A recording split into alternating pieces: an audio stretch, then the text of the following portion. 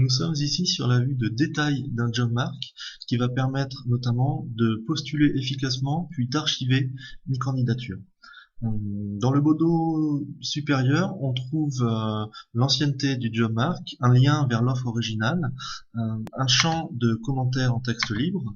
un bloc qui permet de trouver des contacts Viadeo ou LinkedIn chez le recruteur,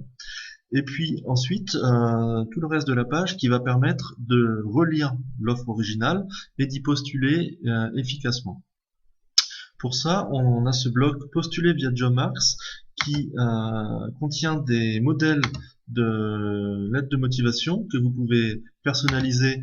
assez facilement, puis utiliser pour postuler. Et pour postuler, vous avez deux possibilités. Si l'offre contenait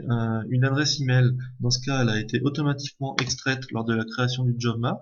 Donc il suffit d'utiliser cette interface pour rédiger l'email, ajouter un CV en pièce jointe et envoyer la candidature. Et si l'offre ne contenait pas d'email, il est aussi possible d'utiliser cette même interface pour personnaliser la lettre de motivation, copier le message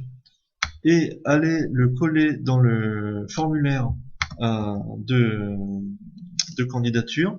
qu'il suffit ensuite, comme d'habitude, de valider pour envoyer votre candidature. Et une fois que vous avez envoyé votre candidature par le formulaire de l'offre originale, il ne faut pas oublier de cliquer sur marquer comme postulé de façon à archiver le job mark, c'est-à-dire d'enregistrer votre candidature, d'enregistrer une copie brute de l'offre que vous pourrez relire même quand l'offre ne sera plus en ligne, par exemple si vous êtes convoqué pour un entretien.